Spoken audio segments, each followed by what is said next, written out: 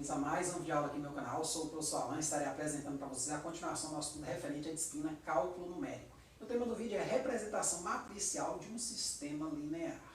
Então, gente, a partir de agora a gente vai estar estudando sistemas lineares e como obter a solução desses sistemas. Né? Então, o sistema para nós, linear, que nós vamos trabalhar, vai ser um sistema N por N. Então, é bastante comum nos depararmos com sistemas lineares quadrados, isto é, sistemas lineares de N equações e N incógnitas. Utilizaremos a seguinte notação para tais sistemas, que é essa aqui.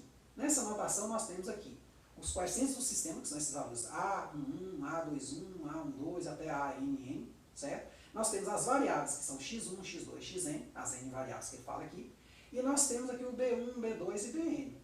E claro, combinando essas variáveis e esses quocientes, nós geramos o que a gente chama de equações. Essa primeira linha aqui é uma equação, essa segunda aqui é outra equação até a nossa enésima equação.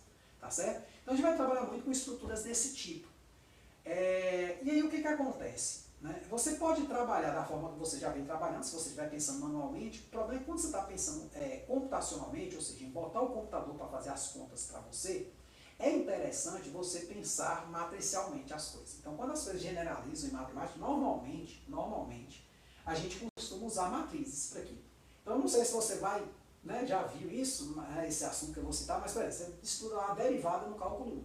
Quando você vai para a derivada lá no cálculo 3 ou cálculo 4, depende da instituição que você está, que é o cálculo em várias variáveis, você vê que a derivada, na verdade, ela passa a ser chamada de matriz jacobiana, onde você tem lá as derivadas parciais, matriz. Então a generalização normalmente em matemática vem por meio de matriz. Então é interessante que tudo que você estudar, quando você for generalizar, muito provavelmente você vai generalizar por matriz. Então é importante que você tenha esse tipo de coisa que eu vou estar falando aqui, no caso de sistemas.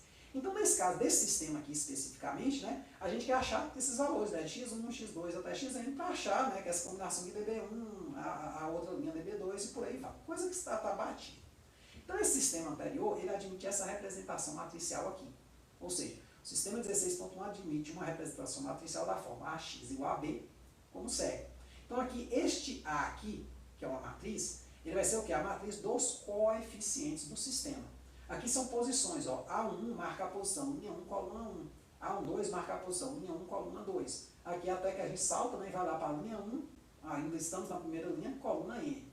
E aí, olha aqui, tem linha 2, coluna 1, linha 2, coluna 2, linha 2, coluna N, até que a gente passa, para a última linha, que vai ser linha N, coluna 1, é o elemento que marca essa posição aqui, linha N, coluna 2, até linha N, coluna N. Então é uma coisa bem visual, eu diria.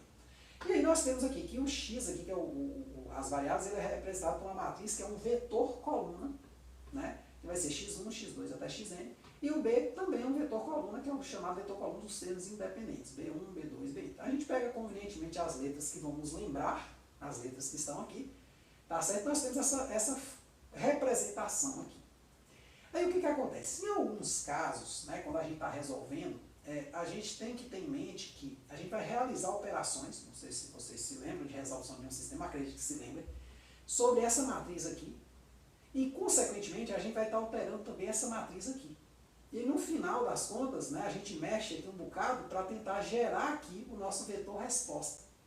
É como se eu achasse assim, x, aí vamos, o que é o escalonamento, então a gente vai ter o último lá, xn igual a o valor transformado de Bn, e xn menos 1 igual ao valor transformado de Bn menos 1, e aí vai. Então a gente vai fazer operações aqui, só que essas operações, consequentemente, alteram aqui. Então, é importante nesse sentido a gente ter o que a gente chama de matriz aumentada.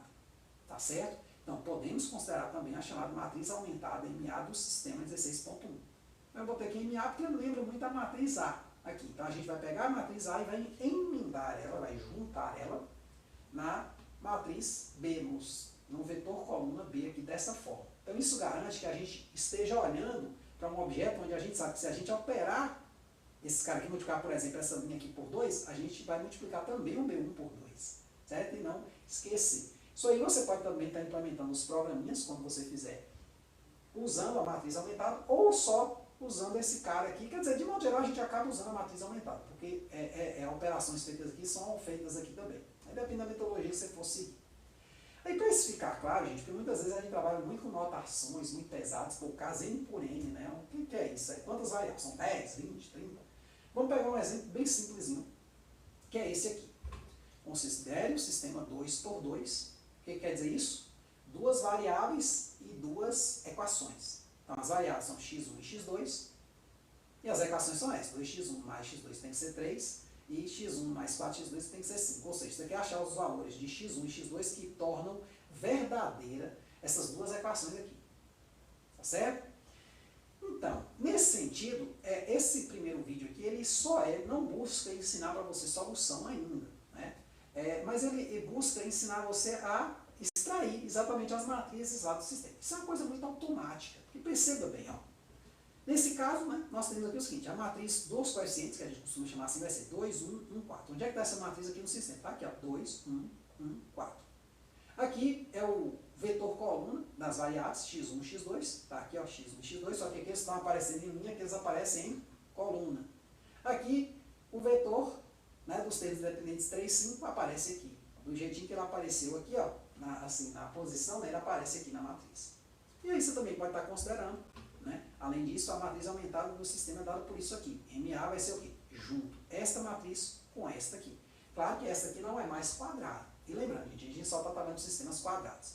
Aí vale toda aquela teoria lá de álgebra linear, para um sistema quadrado ter solução única e o determinante, né, da matriz desse sistema tem que ser diferente de zero, e tudo aqui que você estudou lá está valendo. Se você souber, beleza, você já ganha de cara essa primeira parte aqui né, de estudo dos sistemas numéricos, tá certo?